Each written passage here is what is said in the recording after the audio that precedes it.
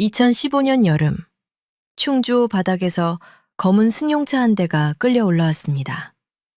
진흙과 수초가 엉겨붙은 문틈 사이로 사람의 손이 보였습니다. 차 안에는 두 사람이 있었습니다. 그리고 두 사람의 손목은 한 줄의 금빛으로 묶여 있었습니다. 그건 쇠사슬이 아니라 결혼식 날 받았던 웨딩 목걸이였습니다. 1년 전 같은 호수의 낚시터에서 한 부부가 흔적 없이 사라졌습니다. CCTV에는 들어가는 장면만 남았고 나오는 장면은 끝내 없었습니다. 사람들은 말했습니다. 비 때문일 거라고, 도망쳤을 거라고. 하지만 물속에서 발견된 건 도망이 아니라 누군가가 만든 완벽한 봉인이었습니다. 차 안쪽에는 철제 오리처럼 보이는 구조물이 함께 들어 있었습니다. 사랑의 증표가 족쇄가 된 순간, 이 사건의 의미는 완전히 뒤집혔습니다. 그날 밤, 누가 그들을 물 아래로 보내며 영원히 함께를 속삭였을까요? 물가의 불빛, 사라진 두 사람. 충주호의 밤은 생각보다 조용하지 않았다. 물은 늘 잔잔한데도 어디선가 엔진이 멀어지며 남기는 낮은 울림이 있고 방파제 및 돌틈을 핥는 파문이 규칙적으로 소리를 만들어냈다. 2014년 9월의 공기는 낮엔 아직 덥고 밤엔 갑자기 싸늘해졌는데 그 온도차가 물 위에 얇은 안개를 깔아놓곤 했다. 낚시터 쪽으로 난 좁은 길에는 가로등이 드문드문 서 있었고 그 빛이 닿지 않는 구간은 그냥 검은 덩어리처럼 보였다. 사람들은 그 길을 호수로 내려가는 길이라 불렀지만 윤태수는 늘 그 말을 싫어했다. 내려가는 곳은 호수가 아니라 잠깐 숨이 트이는 자리라고 생각했기 때문이다. 오늘은 좀 잡아오자. 태수는 운전대를 잡은 채로 웃으며 말했다. 조수석에 앉은 서지연은 낚싯대 가방을 무릎에 끌어안고 창밖을 보았다. 창문에 비친 자신의 얼굴이 가로등마다 잠깐씩 떠올랐다가 사라졌다. 그 얼굴은 웃고 있었지만 눈가에는 피로가 얇게 붙어 있었다. 또 그 말이네. 잡아오긴 뭘 잡아와. 그냥 앉아있다가 오자. 지영이 대꾸했다. 목소리는 가벼웠지만 단어 사이가 아주 미세하게 비어 있었다. 태수는 그 빈틈을 모르는 척했다. 모르는 척하는 게 부부가 오래 살아남는 방법이라고 그는 믿었다. 아니, 믿고 싶었다. 그날 그들은 어쩌면 평범하게 보이려 애쓰고 있었다. 집에서 나올 때 지연은 두억풀을 껐고 태수는 신발장 위에 놓인 열쇠를 손바닥에서 2번 굴리다가 주머니에 넣었다. 금방 올게. 태수가 장난처럼 말하자 지연은 응, 금방 이라고 대답했다. 두 사람의 말은 서로를 향해 있었지만 어딘가 허공에 대고 하는 말 같았다. 누군가가 그 장면을 보았다면 그냥 주말 밤의 외출처럼 기억했을 것이다. 주차장에서는 이웃의 아이가 킥보드를 끌고 놀다가 아저씨 어디 가요? 하고 물었고 태수는 호수 라고 짧게 답했다. 아이는 물고기 잡아와야 하고 웃었다. 낚시터 근처 편의점은 밤에도 밝았다. 네온이 하얗게 흔들리고 문이 열릴 때마다 딸랑 하는 종소리가 났다. 태수는 컵라면 2개와 캔커피, 그리고 아이스크림을 하나 집었다. 지연은 계산대 앞에서 잠깐 망설이다가 물티슈를 추가했다. 계산을 해주던 아르바이트생은 그들에게 별 관심이 없었다.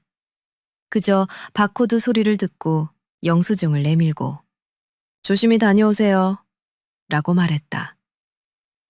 태수는 그 말이 이상하게 길게 들렸다. 조심히 라는 말이 그날 밤엔 과하게 무거웠다. 차를 다시 몰고 내려가 낚시터 입구에 들어서자 어둠 속에서 반사판 같은 것들이 불쑥불쑥 떠올랐다. 다른 낚시꾼들의 랜턴, 접이식 의자의 은색 프레임, 물가에 박아둔 막대 반짝임. 누군가의 웃음소리가 잠깐 들리다가 사라지고 담배 불빛이 물 위에서 작게 흔들렸다. 태수는 익숙한 자리로 차를 돌렸다. 그의 손은 길을 외우고 있었다. 짐을 내릴 때 지연이 먼저 말했다. 오늘은 그냥 빨리 좀 가자. 그 말은 일찍 돌아가자 하는 뜻 같았지만 동시에 여기 오래 있지 말자라는 뉘앙스를 품고 있었다. 태수는 알았어 라고 말하며 낚싯대를 꺼냈다. 그는 지연의 시선을 피하듯 호수 쪽을 보았다. 물은 낮은 숨소리를 내고 있었다. 그들은 방파제 끝쪽에 자리를 잡았다. 태수는 의자를 펴고 지연은 그 옆에 작은 테이블을 놓았다. 된장 냄새가 아니라 라면 냄새가, 김이 아니라 랜턴빛이 그들의 저녁을 대신했다. 지연은 컵라면 뚜껑을 반쯤 뜯다가 손을 멈췄다. 어딘가에서 차가 한 대 지나가는 소리가 들렸고 그 소리는 낚시터 입구 쪽으로 가다가 뚝 끊겼다. 태수는 아무렇지 않은 척 여기 주차했나 보다 라고 말했다. 지연은 그래 라고 짧게 답했지만 시선이 어두운 길 쪽을 한 번 더 훑었다. 그때 태수의 휴대폰이 진동했다. 화면에는 저장되지 않은 번호가 떠 있었다. 그는 잠깐 망설였지만 지연이 이미 그 화면을 보았다는 걸 느끼고는 전화를 받았다. 여보세요? 태수의 목소리는 자신이 생각한 것보다 낮았다. 상대는 처음엔 아무 말이 없었다. 숨소리만 들렸다. 그리고 아주 가까운 곳에서 들리는 듯한 웃음이 한 번, 물기 묻은 기침처럼 스쳤다. 누구세요? 태수가 다시 물었다. 그 순간 통화가 끊겼다. 태수는 화면을 내려다보며 짧게 숨을 내쉬었다. 지연이 컵라면 뚜껑을 끝까지 뜯지 않은 채 물었다. 누구야? 태수는 광고겠지 라고 말했다. 거짓말은 너무 자주 하면 목소리에 남는데 그날 태수의 거짓말은 이상하게 매끄러웠다. 매끄럽다는 건 준비되었다는 뜻이기도 했다. 지연이 손을 씻겠다고 물티슈를 꺼내는 동안 태수는 랜턴을 조정하며 낚싯대를 던졌다. 줄이 물속으로 들어가며 툭 하고 작은 소리를 냈다. 그 소리에 마음이 조금 내려앉는 듯 했지만 곧 다시 조여왔다. 태수는 자신도 모르게 뒤를 돌아봤다.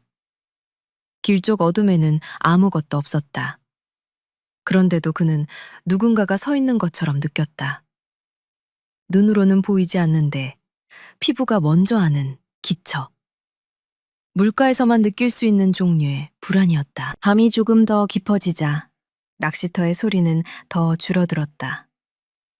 다른 사람들은 하나둘 짐을 정리했고 남은 사람들의 랜턴은 별처럼 멀어졌다. 지연은 컵라면을 몇 젓가락 먹다가 젓가락을 내려놓고 무릎 위에 손을 얹어 떴다. 태수야. 그녀가 조용히 불렀다. 태수는 응 하고 대답했지만 이미 그 응은 대화를 닫는 톤이었다. 우리 그만하자. 지연은 그 말을 낚시를 그만하자는 뜻으로 포장하려 했으나 단어의 무게는 다른 곳으로 향했다. 태수는 낚싯대를 준 손에 힘을 주며 말했다.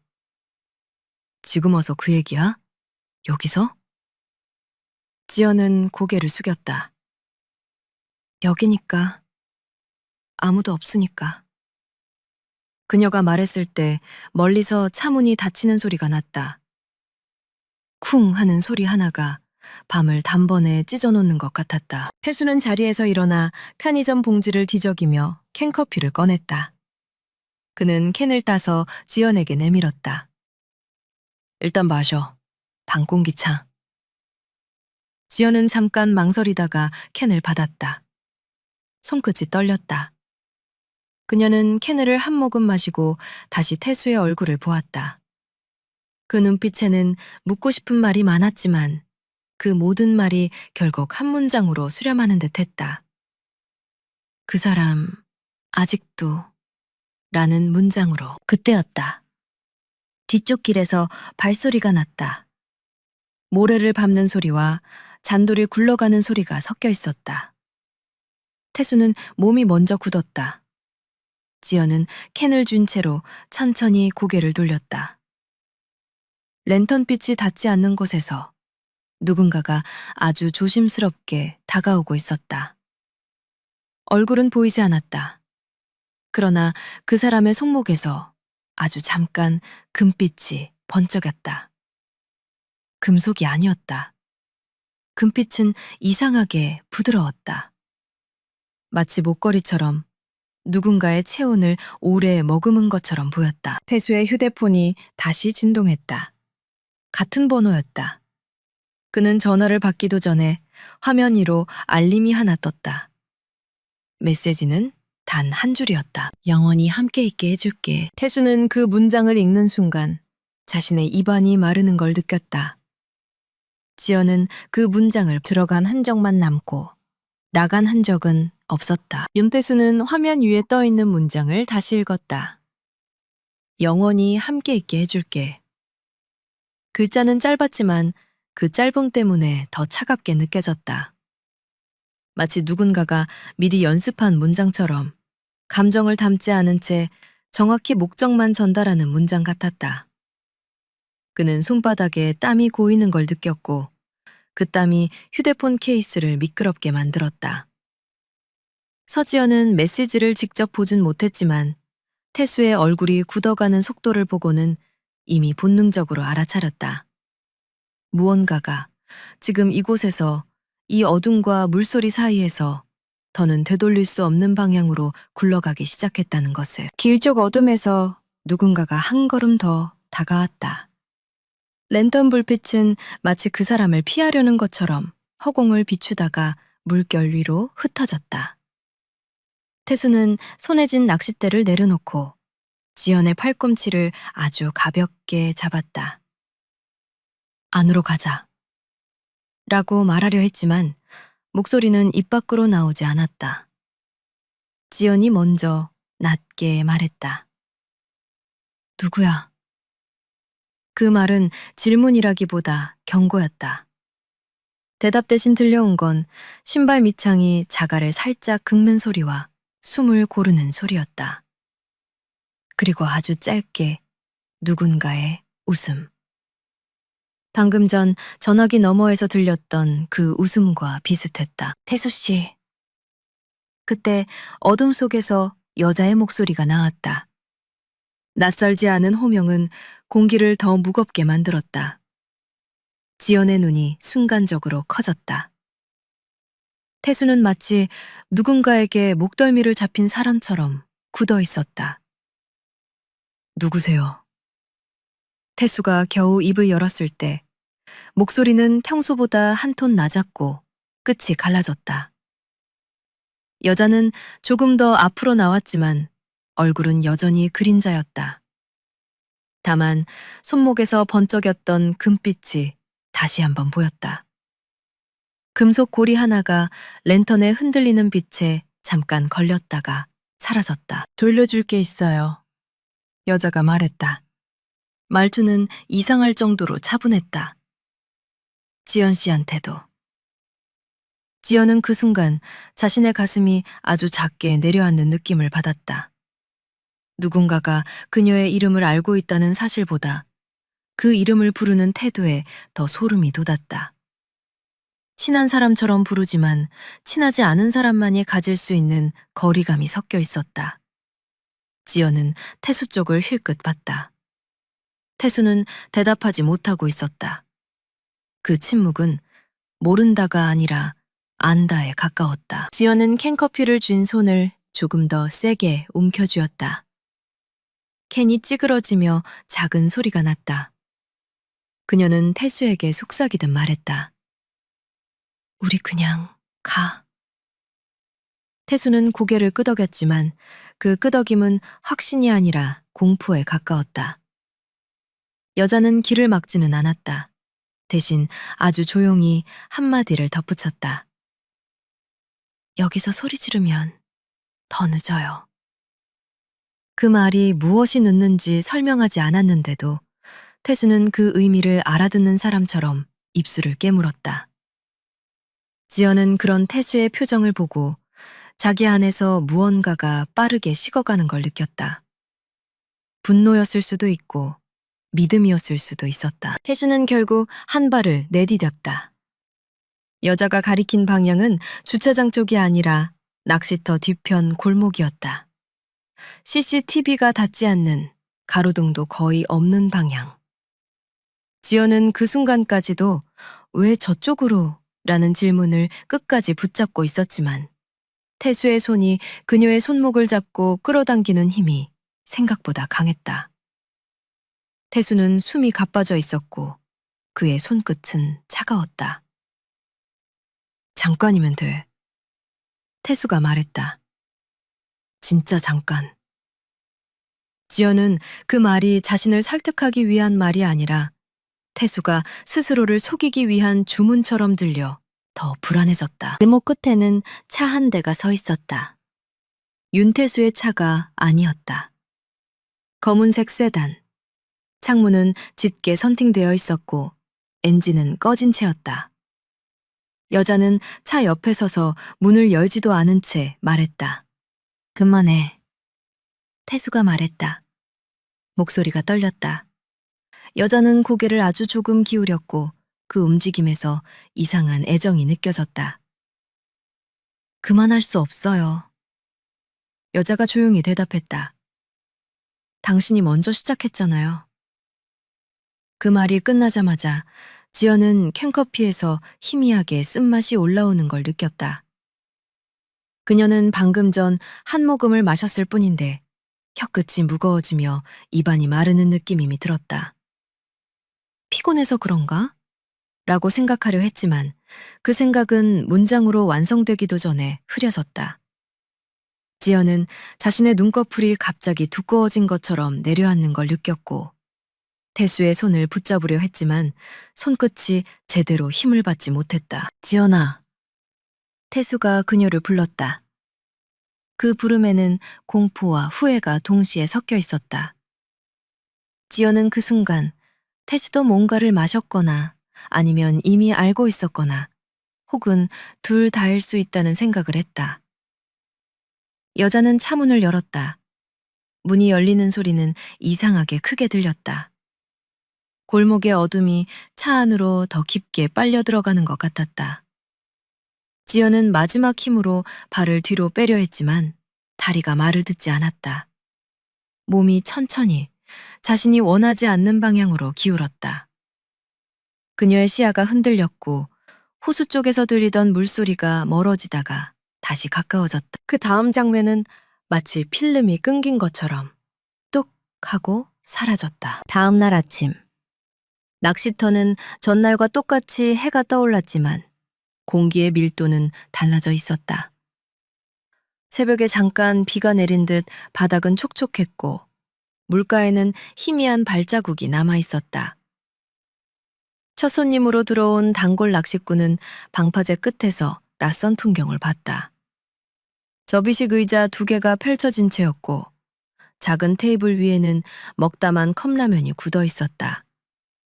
뚜껑은 반쯤 뜯긴 채로 바람에 들썩였고 낚싯대는 줄을 물에 담근 채 기울어져 있었다. 누군가 급히 떠난 것 같은데 급히 떠난 사람치고는 너무 많은 것을 그대로 두고 갔다. 무엇보다 이상한 건 차가 없었다. 윤태수의 은색 SUV는 주차장 어디에도 보이지 않았다. 낚시꾼은 처음엔 사고가 났나 싶어 호수 쪽을 둘러봤다. 그러나 물 위에는 아무 흔적도 없었다. 그가 편의점으로 달려가 직원에게 물었을 때 직원은 어젯밤 그 부부를 기억하고 있었다. 네, 여기서 컵라면 사가셨어요. 몇 시쯤? 11시 조금 전이었던 것 같은데? 직원이 말끝을 흐리며 덧붙였다. 근데 밤에 어떤 여자도 한 번 왔다 갔어요. 뭔가 찾는 것 같았는데. 직원은 그 여자의 얼굴을 잘 떠올리지 못했지만 손목이 유난히 반짝였던 건 기억했다. 금빛이 조명 아래서 잠깐 살아난 것처럼. 오전 9시를 조금 넘겨 충주경찰서 강력팀의 형사 한 명이 현장에 도착했다. 이름은 강태호였다. 그는 물가의 냄새를 맡자마자 이 사건이 단순한 실종으로 끝나지 않을 거라는 예감이 들었다. 태호는 방파제 바닥을 천천히 훑었다. 그리고 한 곳에서 멈췄다. 바닥 콘크리트 위에 무언가가 끌린 흔적이 있었다. 길게, 얇게, 그러나 분명하게 남아있는 스크래치였다. 그는 손가락으로 그 자국을 따라가다가 작은 틈새에 박혀있는 반짝임을 발견했다. 아주 작은 금속 조각이었다. 태호는 핀셋으로 그것을 집어들었다. 조각은 금빛이었다. 단순한 액세서리의 장식처럼 보이기도 했고 어딘가의 연결고리처럼 보이기도 했다. 태호는 그 조각을 증거봉투에 넣으며 호수 쪽을 한참 바라봤다. 잔잔한 수면은 아무것도 말해주지 않았다. 하지만 태호는 알았다. 이 물은 많은 것을 숨길 수 있는 물이었다. 그가 무전기로 낮게 말했다. 차량 이동 흔적부터 확인해. 근처 도로, CCTV, 그리고 물속도 봐야겠어. 말이 끝나자마자 그의 휴대폰이 울렸다. 지구대에서 연결해준 신고자의 추가 진술이었다. 태호는 전화를 받으며 다시 한번 금빛 조각을 떠올렸다. 누군가가 일부러 남긴 것일까? 아니면 너무 급해서 떨어뜨린 것일까? 그 순간 호수 쪽에서 바람이 불어왔다. 바람이 의자 위 비닐봉지를 들썩이게 했고 그 비닐봉지 안에서 무언가가 반짝였다. 태호는 다가가 봉지를 열었다. 안에는 지연의 목걸이와 비슷한 디자인의 작은 케이스가 있었다. 케이스 뚜껑은 열려 있었고 안쪽은 텅 비어 있었다. 마치 원래 여기 있어야 할 것이 누군가에 의해 꺼내진 뒤 일부러 남겨진 흔적처럼. 태호는 케이스를 들고 잠시 서 있었다. 그리고 자신도 모르게 아주 낮게 중얼거렸다. 영원히 함께. 그 말이 바람에 섞여 사라질 때쯤 태호는 확신했다. 이 사건의 시작은 낚시터가 아니었다. 누군가의 집착과 누군가의 비밀이 이미 오래전부터 물밑으로 가라앉고 있었다는 것을. 물속에서 올라온 관. 금빛으로 묶인 손목. 2015년 7월. 충주호는 비가 많이 온 해답게 수위가 들쭉날쭉했다. 며칠을 퍼붓고 나면 물이 불어 강가의 풀들이 잠겼고 며칠을 잠잠하게 보내면 다시 물이 빠지면서 바닥의 진흙이 숨을 쉬듯 드러났다. 강태호 형사는 그해 여름을 유난히 또렷하게 기억했다. 윤태수, 서지연 실종 사건이 그의 머릿속에서 완전히 사라진 적은 없었지만 시간이 흘러도 달라지는 건 늘 현장의 온도였다. 처음엔 뜨거웠고 그 다음엔 차가웠고 마지막엔 무감각해질 것 같았는데 이상하게도 그 여름은 다시 뜨거워졌다. 이유는 단순했다. 물이 움직이면 숨겨진 것도 같이 움직이기 마련이었다. 사건이 터진 지 딱 1년이 되었을 무렵 한국수자원공사 쪽에서 호수 바닥 점검을 하겠다고 연락이 왔다. 큰 비가 이어진 탓에 침전물이 쌓였고 수중 구조물 안전점검이 필요하다는 말이었다. 그건 강태호에게는 흔한 행정 절차처럼 들리지 않았다. 그는 전화를 끊고도 한동안 수화기를 내려놓지 못했다. 혹시 그날 밤에 무언가가... 입 밖으로 나오지 않은 문장이 가슴 안쪽에서만 맴돌았다. 그는 자신도 모르게 서랍에서 증거봉투 사진을 꺼내보았다. 바닥 스크래치, 빈 목걸이 케이스, 그리고 금빛 조각. 그 작은 조각은 사건의 몸통과 전혀 비례하지 않는 크기였지만 그 작은 크기 때문에 오히려 더 불길했다. 누군가는 반드시 금빛을 남기고 싶었던 게 아닐까. 강태호는 그렇게 생각해왔다. 점검 당일 아침, 호수에는 안개가 얇게 깔려 있었다. 조사선이 느릿하게 움직이며 수면을 가르자 안개는 종이처럼 찢어져 흩어졌다. 작업자들은 모니터를 바라보며 수심과 지형을 읽어냈고 강태호는 멀찍이 서서 그들의 표정을 읽었다. 한 번도 현장에 서본 적 없는 사람이 물속이니까 못 찾았지 라고 말하는 건 쉬웠다. 하지만 물은 늘 거짓말을 하지 않는다. 다만 진실을 늦게 말할 뿐이었다. 여기요. 누군가가 모니터를 가리켰다. 작은 점 하나가 화면에 고정되어 있었다. 처음엔 그냥 큰 돌이나 폐자재쯤으로 보였다. 그러나 탐지 신호가 그 지점을 지나칠 때마다 수치가 이상하게 튀었다. 금속 반응이었다. 작업자들 사이에서 짧은 대화가 오갔고 곧 조사선은 엔진음을 낮추며 속도를 줄였다. 강태호는 그때부터 호흡이 불규칙해지는 걸 느꼈다. 물속에서 무언가를 찾는다는 말은 늘 가능성을 품고 있지만 그날은 가능성보다 확신이 먼저 달려들어 그의 목을 조였다. 잠수부들이 장비를 점검하며 물속으로 들어갔다. 수면 위로 거품이 피어올랐고 잠수부의 호흡기가 내는 소리가 아주 멀리서 들리는 듯 했다. 강태호는 난간을 잡고 잠수부가 내려가는 방향을 바라보았다. 수면은 아무렇지 않았다. 그 평온함이 오히려 모욕처럼 느껴졌다. 1년 전에도 이 물은 똑같이 평온했겠지. 사람 둘을 삼킨 밤에도 아무런 표정 변화 없이 저렇게 숨을 쉬었겠지. 강태호는 그 생각을 떨치려 눈을 감았다가 다시 떴다. 무전기에서 잡음 섞인 목소리가 흘러나왔다. 차량 맞습니다. 잠수부의 목소리는 물속에서 눌린 듯 낮았지만 단어 하나하나가 또렷했다. 차량이 누워 있어요. 바닥에 박혀 있고 진흙이 많이 덮였습니다. 강태호는 목젖이 크게 움직이는 걸 느꼈다. 차량. 그 단어 하나가 사건의 윤곽을 단번에 바꿔놓았다. 윤태수의 SUV가 사라진 건 늘 가장 큰 의문이었다. 사람만 사라진 게 아니라 차도 사라졌다는 사실. 그게 이 사건을 실종해서 조작으로 밀어붙이는 힘이었다.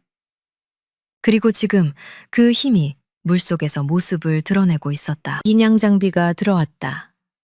굵은 와이어가 내려가고 크레인의 팔이 천천히 각도를 바꾸었다. 작업은 급할수록 위험했다. 차량이 오래 잠겨 있으면 내부는 압력과 부식으로 약해져 있고 조금만 무리하면 형태가 망가질 수 있었다. 강태호는 현장의 움직임을 지켜보며 마음속으로만 계속 말했다. 제발 무너지지 마라. 제발 증거를 삼키지 마라. 물이 한 번 더 진실을 늦추지만은 말아라. 몇 시간이 흐른 뒤 수면이 크게 흔들렸다. 와이어가 팽팽해지고 물속에서 무거운 무언가가 천천히 올라오는 느낌이 났다. 처음엔 검은 덩어리였다. 수초와 진흙이 엉겨붙어 형태가 잘 보이지 않았다. 그러나 그 덩어리가 수면을 뚫고 올라오는 순간 누군가가 숨을 삼키는 소리가 여기저기서 터졌다. 자동차였다. 진흙이 폭포처럼 흘러내리고 녹슨 차체가 햇빛을 받아 둔탁하게 빛났다. 앞유리는 거미줄처럼 금이가 있었고 문틈에는 진흙이 굳어 마치 봉인처럼 끼어 있었다. 바퀴는 비스듬히 돌아가 있었고 차체 아래쪽에는 무언가가 매달린 듯한 형태가 보였다. 강태호는 차가 완전히 올라오는 동안 발을 한 발짝도 옮기지 못했다. 가슴이 쿵쿵 뛰어 귀까지 울렸다. 그는 그 순간까지도 마음 한구석에서 혹시 빈 차일 수도 있다는 희망을 붙잡고 있었는데 그 희망은 차가 육지에 닿기도 전에 산산이 부서졌다. 진흙 사이로 보이는 사람의 손. 유리 안쪽에서 어색하게 꺾인 손목과 그 손목을 감고 있는 금빛. 햇빛이 잠깐 그 금빛을 건드리자 반짝임은 눈물처럼 찔렀다. 현장은 곧 정적에 잠겼다. 누군가가 욕설을 내뱉는 소리가 들렸지만 그 소리조차 멀게 느껴졌다. 감식반이 다가가 차량의 상태를 확인했다. 문을 열기 위해선 먼저 외부를 정리해야 했고 내부 공기와 부패가스를 조심해야 했다. 강태호는 그 과정이 지나치게 길게 느껴졌다. 1년 전 그 밤, 누군가가 이 차를 물속으로 밀어 넣을 때는 분명 몇 분이면 됐을 텐데, 진실을 꺼내는 데는 몇 시간이 걸렸다. 세상은 늘 그런 식으로 불공평했다. 문이 열리자 역한 냄새가 한꺼번에 터져나왔다. 습기와 금속노, 오래된 진흙, 그리고 그보다 더 설명하기 어려운 냄새가 섞여 있었다. 감식반은 보호구를 갖추고 손전등을 비췄다. 차량 내부는 물과 진흙이 들이쳤다가 빠져나간 흔적이 고스란했다. 시트는 찢어져 있었고 대시보드 아래에는 부유물이 끼어 있었다. 그러나 가장 먼저 시선을 끈 건 뒷좌석 쪽의 구조물이었다. 단순한 짐이 아니었다. 철제 막대들이 격자 형태로 엮여 있었고 그 안쪽에 두 사람의 몸이 겹치듯 누워 있었다. 마치 누군가가 일부러 나갈 수 없는 형태를 만들어둔 것처럼 공간은 너무 좁고 단단했다. 강태호는 그걸 보자마자 본능적으로 알았다. 이것은 사고가 아니라 장치였다. 그리고 손목. 두 사람의 손목은 서로 연결되어 있었다. 철사도 케이블 타이도 아니었다. 금빛 사슬, 아니 금빛이지만 사슬이라 부르기 애매한 형태. 감식반이 손전등으로 가까이 비추자 금속 표면에 아주 얇은 음각이 보였다. 마모되어 잘 읽히지 않았지만 강태호는 그 순간 목이 꽉 막혔다. 그는 스스로에게 차분하라고 말하면서도 몇 걸음 앞으로 나가고 말았다. 감식반이 조심스럽게 그 금속을 들어올려 글자를 읽었다. 윤태주, 서지연, 2008년. 감식반의 목소리는 기계처럼 건조했지만 그 문장은 건조할 수 없는 문장이었다. 결혼의 날짜, 사랑의 기념, 그리고 지금은 족쇄. 강태호의 머릿속에서 1년 전 발견했던 빈 목걸이 케이스가 번개처럼 떠올랐다. 그 케이스는 그저 평범한 분실물이 아니었다. 누군가가 꺼내간 것, 그리고 누군가가 다시 다른 형태로 되돌려 놓은 것. 강태호는 그제야 이해했다. 이 사건에는 살인이 아니라 의미를 훔치는 의도가 들어있었다. 사랑의 증표를 빼앗아 죽음의 장치로 바꾸는 의도. 누군가가 두 사람에게 영원히 함께를 강요했다. 그 말은 축복이 아니라 저주였고 약속이 아니라 처벌이었다. 감식반은 차량 번호와 차체 특징을 확인하며 신원을 절차대로 마쳤다. 차량은 실종된 윤태수의 SUV가 아니라 낯선 세단이었다. 번호판은 떼어져 있었고 차대 번호 일부는 긁혀 있었다. 누군가가 충분히 준비했다는 뜻이었다. 게다가 차량 내부에는 낚시 장비가 없었다. 낚시터에서 사라졌지만 낚시터의 흔적은 차 안에 없었다. 그날 밤 그들은 이 차로 옮겨졌거나 이 차가 그들을 삼키는 두 번째 공간이었을 가능성이 높아졌다. 강태호는 차체 아래쪽을 바라보았다. 물속에서 올라올 때 잠깐 보였던 매달린 형태가 아직 남아 있었다. 차체 하부에 묶여있던 철제 그물 같은 것, 그리고 그물 끝에 달린 무거운 추가 있었다. 무게추는 마치 닷처럼 이 차가 다시는 떠오르지 않도록 설계된 장치였다. 누군가는 단순히 죽이고 끝내려 한 게 아니었다. 발견되지 않게 만드는 것보다 더 중요한 목적이 있었다. 발견되더라도 오래 뒤에 발견되게 만드는 목적. 시간이 흐르면 증거가 흐려지고 사람들의 기억이 마모되고 책임을 묻기, 물긋기 어려워진다는 것을 알고 있는 사람의 설계였다. 현장 정리가 진행되는 동안 한 감식관이 뒷좌석 아래쪽에서 작은 물건 하나를 꺼냈다. 물에 불어 형태가 일그러진 작은 천조각이었다. 감식관이 조심스럽게 펼치자 천조각 한쪽에 자수가 보였다. 흐릿하지만 분명한 두 글자. 유라. 사람 이름 같았다. 강태호의 심장이 순간 멎는 듯했다. 그는 그 글자를 바라보며 머릿속에서 무언가가 맞물리는 소리를 들었다. 윤태수의 주변에서, 지연의 주변에서, 혹은 그들의 결혼을 알고 있는 누군가의 주변에서 이 이름이 의미하는 얼굴은 누구인가? 그는 손을 뻗어 천조각을 받아들려 했다가 멈췄다. 지금은 증거를 만질 때가 아니었다. 그러나 그의 눈빛은 이미 다음을 향해 달리고 있었다. 강태호는 천조각을 증거봉투에 넣는 감식관의 손을 바라보며 아주 낮게 말했다. 이제야 올라왔네. 말은 물에게 한 것 같았지만 사실은 물 아래에 숨어있던 사람에게 던지는 말이었다. 누군가가 이 장치를 만들었고 누군가가 금빛을 의도적으로 선택했으며 누군가가 영원히 함께라는 문장을 남겼다. 그리고 그 누군가는 아마도 1년 동안 아무렇지 않게 살아왔을 것이다. 그때 무전기가 다시 울렸다. 형사님, 어제 들어온 제보 기억하십니까? 실종 당일 밤 낚시터 뒤편 골목에서 검은 세단을 봤다는 그 제보자가요, 방금 다시 전화했습니다.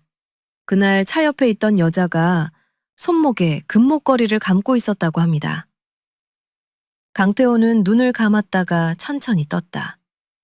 금빛은 우연이 아니었다. 누군가의 취향이었고, 누군가의 집착이었고, 무엇보다 누군가의 선언이었다.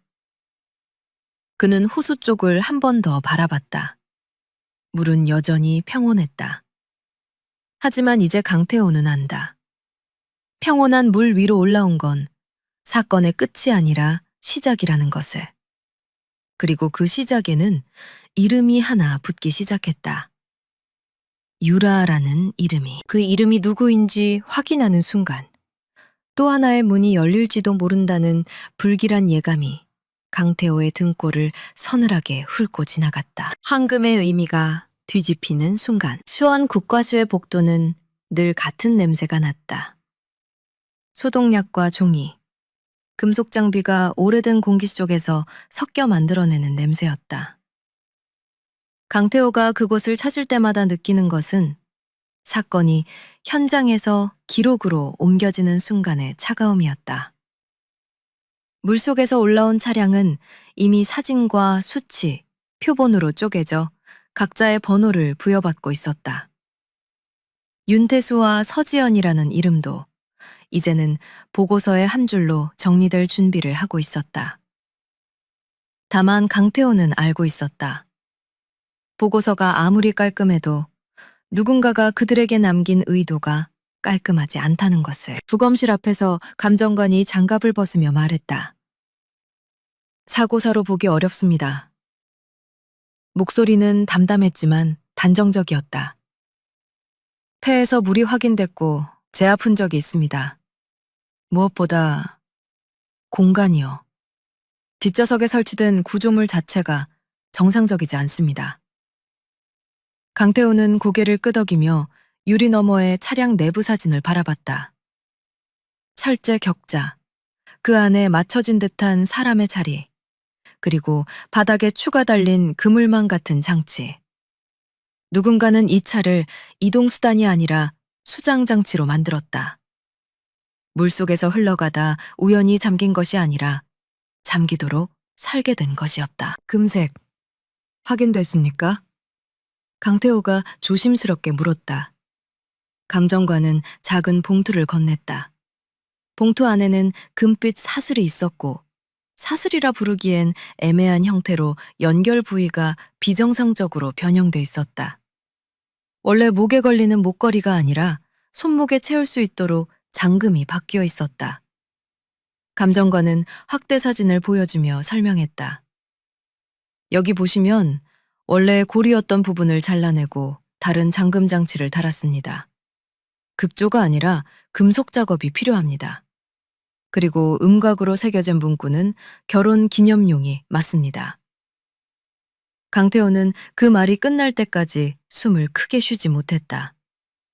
결혼 기념 목걸이가 두 사람을 묶는 쇠사슬이 되었다. 누가 이런 일을 하는가? 돈 때문에라면 더 쉬운 방법이 있었을 텐데 굳이 의미를 선택했다. 의미를 바꾸는 살인. 축복을 저주로 바꾸는 방식. 국과수를 나오는 길, 강태호는 차량 인형 현장에서 나온 또 다른 증거를 다시 떠올렸다. 물에 불어 흐릿해진 천조각의 자수. 유라. 팀원 중 한 명이 조심스럽게 말했다. 형사님, 이름일까요? 아니면 장소나 브랜드? 강태호는 대답 대신 차창 밖을 봤다. 여름 햇빛이 너무 밝아서 세상이 아무 일도 없었던 것처럼 보였다. 그래서 더 분명해졌다. 유라는 단서가 아니라 신호였다. 누군가는 자기 흔적을 의도적으로 남겨놓았다. 잡히고 싶어서가 아니라 나중에라도 알아주길 바라는 사람처럼. 충주로 돌아오자 강태호는 바로 윤태수의 주변을 다시 뒤집었다. 회사 동료, 거래처, 오래된 친구들, 그리고 무엇보다 윤태수와 서지연의 관계를 알고 있을 만한 사람들. 그는 그동안 조심스러워했던 질문을 이번엔 피하지 않았다. 윤태수 씨와 가까웠던 여자가 있습니까? 처음엔 다들 애매하게 웃거나 고개를 저었지만 질문이 반복되자 공기가 달라졌다. 사람들은 입을 다물면서도 눈으로 어떤 방향을 가리켰다. 그 눈빛이 모이는 이름이 하나 있었다. 한유라. 사람 좀 집요했어요. 윤태수의 전 직장 동료가 낮은 목소리로 말했다. 태수 씨가 결혼한 거 알고도 계속 연락했거든요. 처음엔 친한 동료처럼 굴었는데 점점 말이 이상해졌어요. 부부는 서로를 속인다 같은 얘기를 대놓고 하고 지연 씨 얘기만 나오면 표정이 바뀌고요. 강태호는 그 말을 들으며 1년 전 낚시터에서 태수의 휴대폰에 찍혔던 낯선 번호를 떠올렸다. 그리고 메시지. 영원히 함께 있게 해줄게. 그 문장은 사랑 고백처럼 보이기도 했지만 사실은 처벌 선언에 가까웠다. 그는 통신 기록을 다시 요청했다. 실종 전후로 윤태수의 전화와 메시지 패턴은 이상했다. 어떤 번호는 저장돼 있지 않았고 새벽 시간대에 짧은 통화가 반복되었다. 길게 통화한 기록은 없었다. 대화가 아니라 확인, 지시, 혹은 협박. 누군가가 여기 나와 라고 부르면 나갈 수밖에 없는 사람의 기록처럼 보였다. 강태호는 지연이 그날 밤 유난히 불안해했던 말을 떠올렸다. 오늘은 그냥 빨리 좀 가자. 그녀는 뭔가를 느꼈던 것일까? 아니면 태수의 표정에서 이미 답을 봤던 것일까? 하지만 정황만으로는 부족했다. 사건의 핵심은 금빛 목걸이였다. 강태호는 금속 공예 쪽을 파고들기로 했다. 목걸이는 대량 생산품이 아니라 주문 제작에 가까웠고 무엇보다 손목에 채울 수 있도록 잠금이 변형된 흔적이 있었다. 그는 충주와 인근 도시의 금은방, 공방, 수리점을 하나씩 돌기 시작했다. 처음엔 모두 비슷한 대답이었다. 이런 변형은 흔치 않아요. 금은 손이 많이 가서 누가 시키면 기억이 나요. 그런데 잘 모르겠네요. 세 번째 날, 오래된 금은방의 사장이 사진을 한참 보더니 이마를 쓸어내렸다. 이거 목걸이였네요. 그는 확대 사진 속 잠금 부위를 가리켰다. 원래는 여기가 목걸이 잠금이었는데 강한 압력 걸리면 풀리게 돼 있어요. 그런데 이건 일부러 더 단단한 걸로 바꿨네. 손목용으로. 강태호가 숨을 죽인 채 물었다. 이 작업 누가 맡겼습니까? 사장은 잠시 망설이다가 고개를 끄덕였다. 한 달쯤, 아니, 작년 초였을 거예요. 여자 손님이 왔는데 말투가 참 조용했어요. 얼굴은 모자랑 마스크로 가렸고요. 근데 손이 깨끗했어요. 손등에 작은 점도 있었고. 강태호는 바로 메모를 꺼냈다. 사장이 이어 말했다. 그 여자가 이런 말을 했습니다. 두 사람이 절대 풀지 못하게 해주세요. 선물이라고 했어요. 커플 선물. 커플 선물. 강태호는 그 단어가 목구멍을 긁고 지나가는 느낌을 받았다. 선물은 받는 사람을 위한 것이지만 어떤 선물은 주는 사람을 위한 것이다. 상대가 원하지 않아도 좋지? 라고 강요하는 선물. 그리고 그 강요가 폭력으로 변하는 순간 선물은 족쇄가 된다. 남은 퍼즐은 철제 격자였다. 차량 안에 있던 구조물은 공장에서 나온 제품이 아니었다. 용접 자국이 일정하지 않았고 바닥 부분은 보강이 여러 번 된 흔적이 있었다. 감식반이 알려준 대로 철제에 찍힌 미세한 각인과 용접봉 종류를 추적하면 제작처를 좁힐 수 있었다. 강태호는 충주 외곽의 용접 공장들을 돌기 시작했다. 땡볕 아래에서 쇳내가 진동하는 작업장들, 용접 불꽃이 낮에도 별처럼 튀는 곳들. 그는 주인들에게 사진을 보여주며 물었다. 이런 격자 만들어 본 적 있습니까? 사흘째 되던 날, 한 작업장이 멈칫했다. 이거 우리 붕으로 했을지도? 주인은 담배를 비벼 끄며 말했다. 작년 가을쯤에 여자가 와서 주문했어요. 낚시 장비 넣을 철제 케이지라고. 근데 사이즈가 이상했죠. 사람 하나 들어갈 만한 크기였거든. 주인은 말끝을 흐리다가 덧붙였다. 그때 내가 농담으로 그랬어요. 이거 사람 가두려는 거 아니죠? 그랬더니 그 여자가 웃더라고요. 웃는데 기분이 이상했어요. 딱학 한 번만 웃었는데 그게 기억에 남네. 장태호는 그 자리에서 CCTV를 요청했다. 작업장 입구 카메라에는 모자를 눌러 쓴 여자가 잠깐 찍혀 있었다. 얼굴은 선명하지 않았지만 손목에 무언가가 감겨 있었다. 햇빛이 반사되는 금빛. 강태호는 화면을 확대해보며 속으로만 말했다. 거기 있었구나. 너는 네 흔적을 숨기지 않았구나. 마치 언젠가 이 장면이 누군가에게 발견되길 기다린 사람처럼. 그날 밤 강태호는 한유라의 주소지를 확인하고 팀원들과 함께 움직였다. 아파트 복도는 조용했고 초인종을 눌러도 반응이 없었다. 관리실에 물으니 며칠 전부터 집을 비운 것 같다는 말이 돌아왔다. 우편함에는 쌓인 고지서가 있었고 문틈에는 광고지가 끼어 있었다. 도망친 걸까? 아니면 준비한 걸까? 강태호는 문 앞에 서서 금빛 사슬과 철제 격자를 떠올렸다. 영원히 함께 라는 메시지를 보낸 사람이 자기 자신은 늘 혼자 남아있는 사람이라면 어떨까? 혼자 남는 걸 견디지 못해 남들을 묶어버리는 사람이라면. 강태호가 문고리를 바라보는 순간 그의 휴대폰이 진동했다. 발신번호는 저장돼 있지 않았다. 그는 본능적으로 알았다. 1년 전 낚시터에서 태수의 화면에 떠 있었던 바로 그 종류의 번호라는 것을. 강태호는 전화를 받지 않고 메시지를 확인했다. 단 한 줄이었다. 문을 열면 당신도 보게 될 거예요. 그 문장을 읽는 순간 아파트 복도 어딘가에서 아주 작게 금속이 부딪히는 소리가 들렸다. 마치 누군가가 손목에 감긴 무엇인가를 살짝 움직인 것처럼. 영원히 함께 라는 문장이 칼이 되던 밤, 현관문 앞에 서 있던 강태호는 한참 동안 손을 움직이지 못했다. 문고리는 차가웠고 복도는 여름인데도 냉기처럼 눌러앉아 있었다. 저장되지 않은 번호로 온 메시지 한 줄이 휴대폰 화면 위에서 희미하게 빛났다. 문을 열면 당신도 보게 될 거예요. 그 문장은 협박이라기보다 초대장처럼 느껴졌고 바로 그 점이 더 불길했다.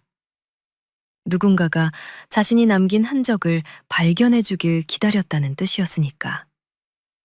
강태호는 팀원들과 눈을 맞추고 고개를 끄덕였다. 강제 개방한다. 증거 훼손주의. 그는 목소리를 최대한 캉평하게 유지했지만 켕켕해 보이는 얼굴 아래에서는 심장이 빠르게 뛰고 있었다. 잠금 장치를 해제하는 소리는 생각보다 컸다.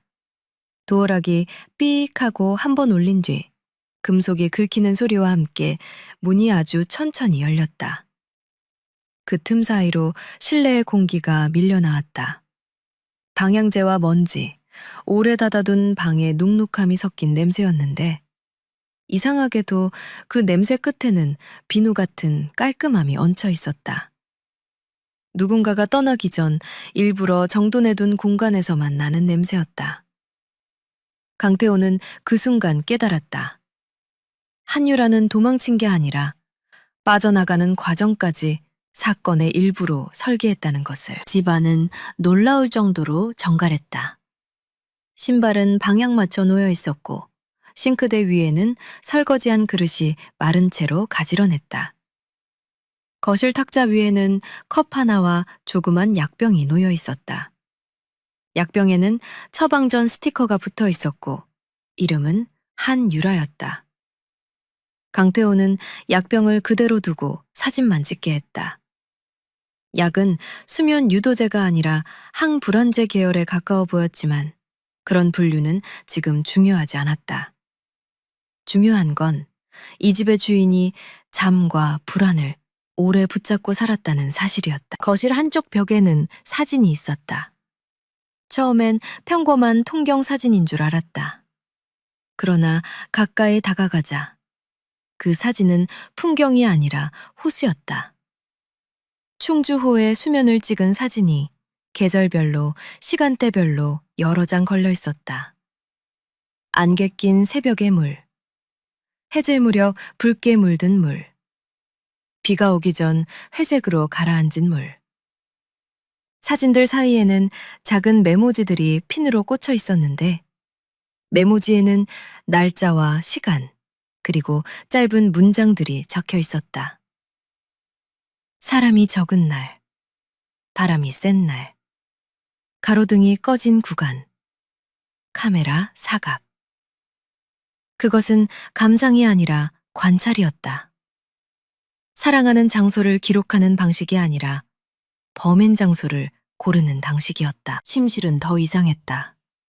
침대는 정돈돼 있었지만 베개 옆에는 금색 체인이 들어있던 상자가 있었다. 강태호가 국과수에서 본 그 목걸이와 같은 계열의 케이스였다. 케이스 안에는 원래 목걸이를 걸어두는 하얀 스펀지 자리가 비어 있었고 대신 작은 공구 몇 개가 들어 있었다. 미세 드라이버, 금속용 니퍼, 잠금고리 부품. 마치 누군가가 목걸이를 목걸이가 아니게 만드는 작업을 이곳에서 했다는 듯한 흔적이었다. 강태호는 숨을 깊게 들이쉬었다. 이 집의 조용함은 정상인의 조용함이 아니었다. 소리 없는 공포영화처럼 모든 물건이 제자리에 있으면서도 제 뜻으로 놓여 있었다. 책상 서랍을 열자 더 명확한 흔적이 나왔다. 서랍에는 윤태수와 서지연의 사진이 있었다. 어디에서 뽑았는지 모를 탕검한 일상 사진들. 공원에서 찍힌 것, 카페에서 웃는 것, 결혼식에서 고개 숙여 인사하는 것. 사진 위에는 얇은 펜으로 작은 표시가 되어 있었다. 손모, 모, 산물, 약속. 그리고 사진 아래에는 영원히 함께 라는 문장이 여러 번 반복되어 적혀 있었다. 문장은 점점 삐뚤어졌고 잉크는 중간중간 번져 있었다. 반복은 주문 같았고 주문은 곧 신념이 된다. 강태호는 한유라의 신념이 어디에서 시작되었는지 이제야 조금은 보이는 것 같았다. 팀원이 침대 밑에서 작은 레코더를 발견했다. 오래된 보이스 레코더였고 외관은 새 것처럼 닦여 있었다. 버튼을 누르자 고요한 정적 끝에서 숨소리가 먼저 흘러나왔다. 그리고 한유라의 목소리가 이어졌다. 낮고 차분한 톤이었는데 그 차분함이 오히려 피부를 긁었다. 나는 빼앗은 적이 없어. 원래부터 내 거였어. 그녀는 그렇게 말한 뒤 한동안 웃지도 울지도 않았다. 그런데 그 사람이 결혼을 했어. 결혼식 사진을 봤을 때 나는 이해했어. 세상은 늘 그렇게 가장 중요한 사람을 다른 사람에게 줘버린다는 걸. 그녀의 목소리는 점점 더 또렷해졌다. 그래서 내가 되돌려 놓기로 했어. 빼앗기지 않는 방법으로. 강태호는 레코더를 멈추지 않았다. 뒤이어 나온 녹음은 범행을 설명하기 위한 고백이 아니었다. 그것은 자신이 옳았다는 걸 증명하기 위한 독백에 가까웠다. 한유라는 윤태수와의 관계를 직접적으로 말하지 않았다. 대신 약속이라는 단어를 여러 번 썼다. 그 사람은 약속했어. 나에게도, 그녀에게도. 하지만 약속은 한 사람에게만 지켜야 해. 그녀는 그렇게 말하며 마치 심판처럼 결론을 내렸다. 그러니까 둘이 약속한 걸 내가 완성해 준 거야. 결혼식 때 했던 말 기억하지? 죽음이 갈라놓을 때까지. 나는 그 말을 믿어. 그 순간 강태호는 목덜미가 서늘해졌다. 결혼 서약을 문자 그대로 붙잡는 집착은 사랑이 아니라 폭력이었다. 레코더에는 구체적인 시간표도 남아 있었다. 한유라는 자신이 낚시터를 몇 번이나 답사했는지, 어떤 날은 사람 소리가 적었는지, 어떤 구간이 카메라에 잡히지 않는지, 차를 어디에 세울지, 무엇을 준비할지까지 말하고 있었다. 준비는 치밀했고, 치밀함은 감정의 폭발이 아니라 오래된 집착에서 나온다는 사실이 기록 속에서 선명했다. 그녀는 그날은 바람이 약했어 라고 말하며 마치 날씨를 고르는 사람처럼 담담하게 웃었다. 그리고 결정적인 문장이 나왔다. 그녀가 마신 건 커피였고 그 사람은 그걸 말리지 못했어. 아니, 말리지 않았지. 그는 이미 끝을 알고 있었으니까. 강태호는 숨을 멈췄다. 윤태수가 알고 있었을 가능성. 그 가능성은 지금까지도 강태호가 조심스럽게 피하던 질문이었다. 그러나 레코더는 그 질문을 피하지 않고 오히려 칼처럼 밀어넣었다. 강태호는 곧바로 팀원에게 지시했다. 윤태수 통신 기록, 실종 전 마지막 조 다시 대조해. 한유라와의 접촉, 위치 기록, 모든 것. 팀원이 고개를 끄덕이며 움직였고 방 안은 다시 조용해졌다. 그 조용함 속에서 강태호는 그날 밤의 낚시터를 머릿속에서 재구성하기 시작했다. 컵라면 냄새, 랜턴빛, 어둠 속 발소리, 그리고 영원히 함께라는 한 줄. 지연이 캔커피를 마셨을 때 느꼈던 순간의 이상함. 태수가 보였던 공포와 후회. 그 조각들이 이제는 퍼즐처럼 맞아 들어갔다. 그 밤은 우발적이 아니라 연출이었다.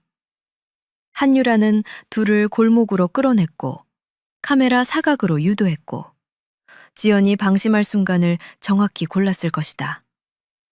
지연이 흐려졌을 때 태수는 선택해야 했다. 소리쳐서 누군가를 부를 것인가? 아니면 침묵으로 지연을 안심시키며 따라갈 것인가? 레코더의 말대로라면 태수는 후자를 택했다. 그 택함이 공범인지 겁쟁이인지는 법이 가를 일이겠지만 강태호가 느끼는 것은 다른 종류의 비극이었다. 누군가의 집착이 누군가의 비밀과 맞물리는 순간 사람은 가장 사랑하는 사람을 보호한다는 명목으로 가장 잔혹한 침묵을 선택할 수 있다. 서재 한쪽에는 커다란 쇼핑백이 놓여 있었다. 강태호가 조심스럽게 열어보니 안에는 철제 케이지의 도면과 낚시터 주변 지도가 들어 있었다. 지도에는 빨간 펜으로 표시가 가득했다. 후문, 사각, 수심 깊음, 진입로. 그리고 가장 아래쪽에는 굵은 글씨로 적혀 있었다. 차는 관이 된다.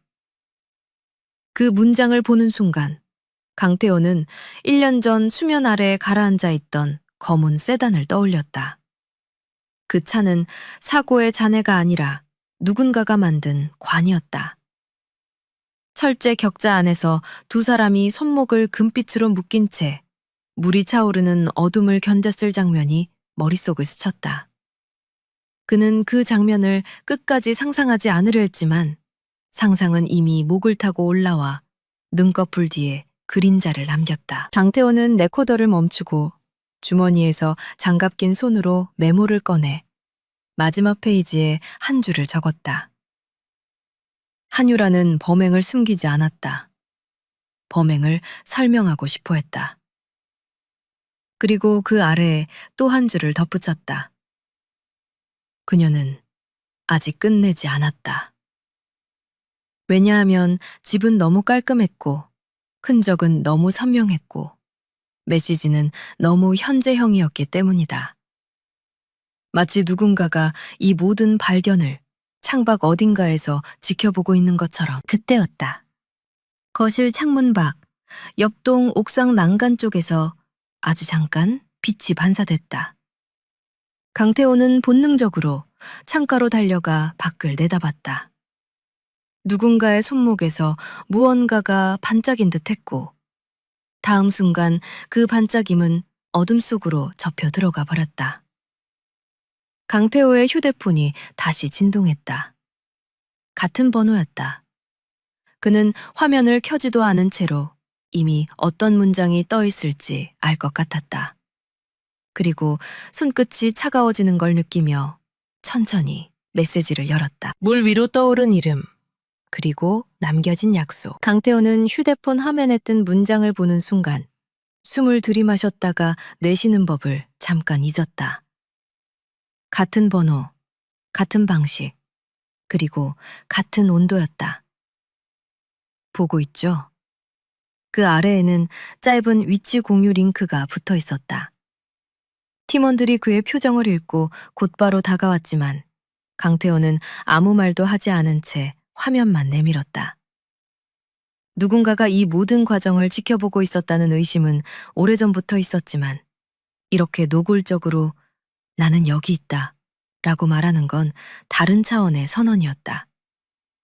도망치려는 사람은 흔적을 지우려 하고 드러내려는 사람은 흔적을 남긴다. 한유라는 후자였다. 그리고 그 후자는 늘 자신이 만든 세계의 마지막 장면을 스스로 연출하고 싶어 한다. 링크가 가리킨 곳은 충주호 인근, 낚시터에서 조금 떨어진 옛 전망대였다. 사람 발길이 끊긴 지 오래된 곳이라 밤이면 더 조용해지는 장소였고 호수 전체가 내려다 보여 물 위의 작은 빛들까지 한눈에 들어오는 곳이었다. 강태호는 현장으로 향하는 차 안에서 지난 1년의 빈칸을 빠르게 정리했다. 금빛 조각, 빈 목걸이 케이스, 유라라는 자수 조각, 용접 작업장의 CCTV 속 손목의 반짝임, 그리고 레코더에 남겨진 문장들. 그 모든 단서는 하나의 성격으로 실험했다. 집착은 늘 자신을 과시한다. 사랑이라고 믿는 통력은 결국 증명을 원한다.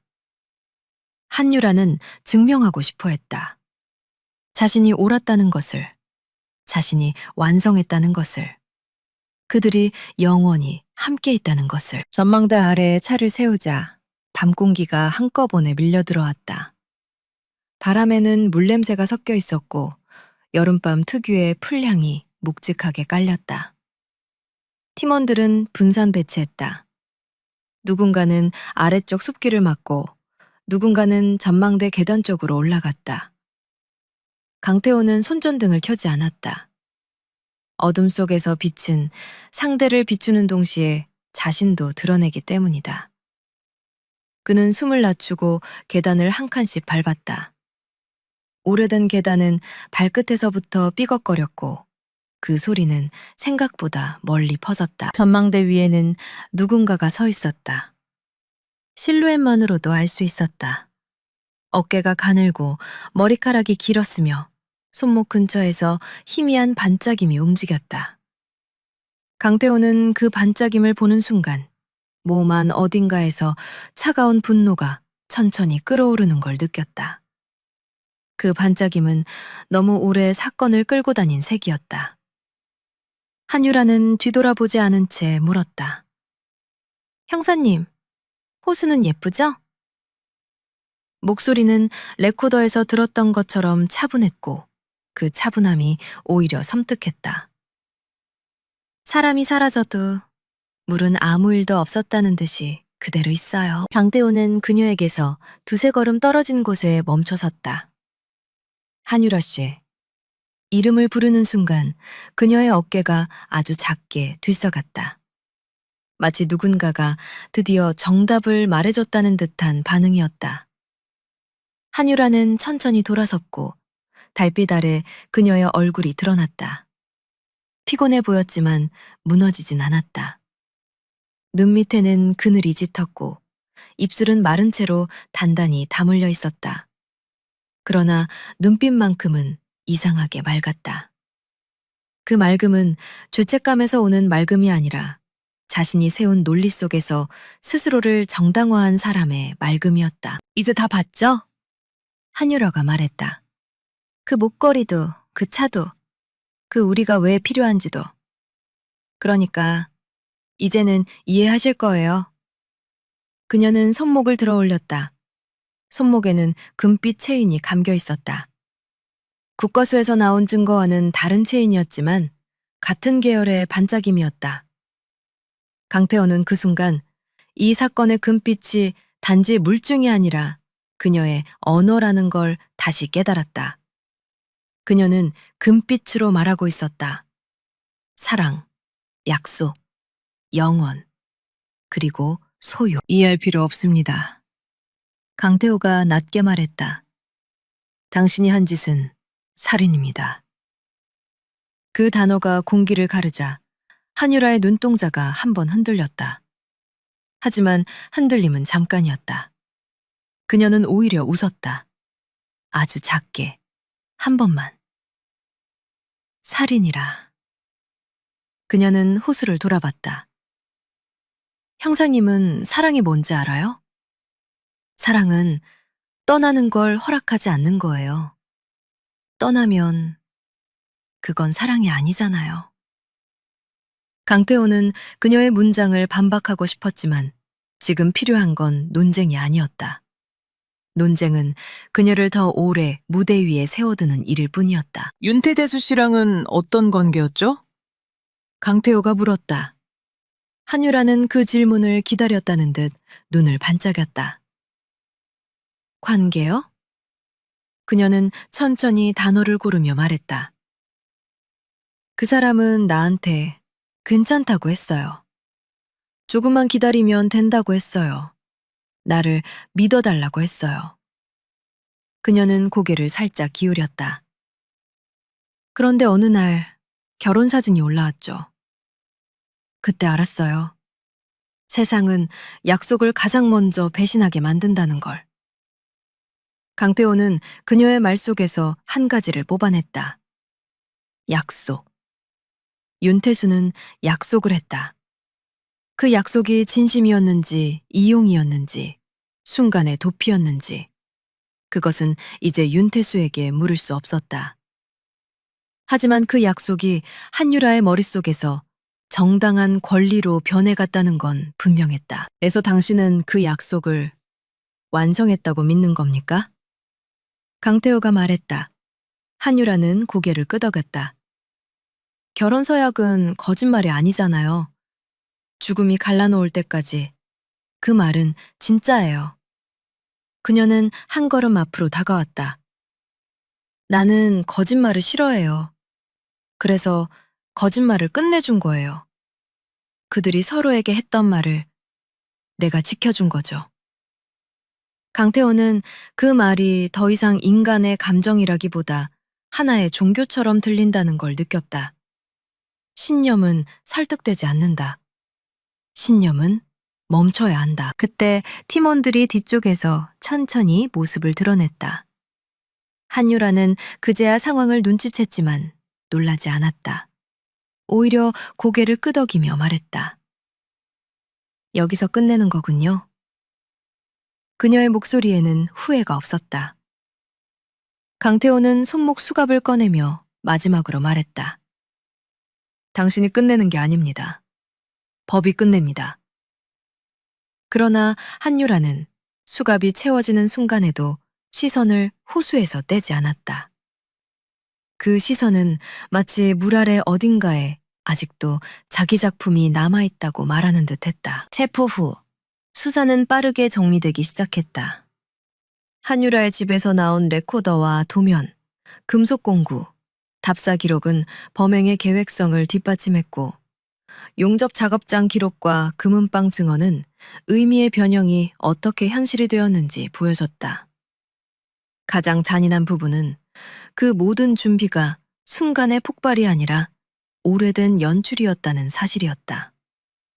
그리고 그 연출의 중심에는 윤태수의 흔들린 말들이 있었다. 통신 기록을 대조하자 윤태수는 실종 몇 주 전부터 한유라와 연락을 끊으려 했지만 완전히 끊진지는 못했고 그 과정에서 서지연에게도 숨긴 부분이 있었다. 강태호는 그 진실을 보고서의 문장으로 정리하면서 한 인간의 약함이 다른 인간의 집착과 만나면 얼마나 쉽게 비극으로 넘어가는지 다시 확인했다. 서지연과 윤태수의 장례는 시신을 찾은 뒤가 아니라 진실을 찾은 뒤에야 가능했다. 물속에서 인양된 차량과 구조물은 증거로 보관되었고 금빛 목걸이는 감정이 끝난 뒤 유족에게 전달되었다. 유족은 그 목걸이를 받아든 순간 한동안 손을 움직이지 못했다. 결혼의 기억이 달려있던 금속이 죽음의 증거로 돌아온다는 건 어떤 모순을 견뎌야 하는 일인지 강태호는 알 것 같았다. 윤태수의 어머니는 이게 우리 아들 목에 걸렸던 거예요. 라고 말하며 울었고 서지연의 아버지는 끝내 목걸이를 보지 못한 채 고개를 숙였다. 금빛은 그들에게 축복이 아니라 너무 늦게 도착한 설명이었다. 며칠 뒤 강태호는 충주호를 다시 찾았다. 사건이 끝났다는 보고서를 써놓고도 마음이 정리되지 않는 날이었다. 낚시터는 여전히 사람들이 드문드문 있었고 랜턴 불빛은 물 위에 작은 섬처럼 떠 있었다. 그는 방파제 끝에 서서 1년 전 의자와 컵라면이 남아있던 그 자리를 바라봤다. 물은 여전히 잔잔했고 바람은 여전히 느렸다. 하지만 강태호에게는 더 이상 평범한 풍경으로 보이지 않았다. 그는 생각했다. 누군가에게 영원히 함께는 약속이고 누군가에게는 협박이며 누군가에게는 핑계가 된다. 그 문장이 칼이 드는 순간 사랑이라는 단어는 제 기능을 잃는다. 강태호는 주머니에서 작은 증거 사진을 하나 꺼냈다. 빈 목걸이 케이스와 금빛 조각이 찍힌 사진이었다. 그 작은 조각 하나가 결국 여기까지 사람들을 끌고 왔다. 그는 사진을 다시 넣고 호수를 향해 낮게 말했다. 이제는 떠올라도 된다. 누구에게 하는 말인지 스스로도 확실히 알지 못했지만 물 위로 흩어지는 자신의 목소리를 들으며 그는 한 가지를 확신했다. 어떤 진실은 물속에서 올라오는 게 아니라 사람의 집착과 거짓말 사이에서 천천히 떠오른다는 것을. 그리고 호수는 여전히 아무 일도 없었던 것처럼 숨을 쉬고 있었지만 그 숨결 어딘가에는 아직도 누군가가 남긴 문장이 젖은 금빛처럼 반짝이고 있는 듯했다.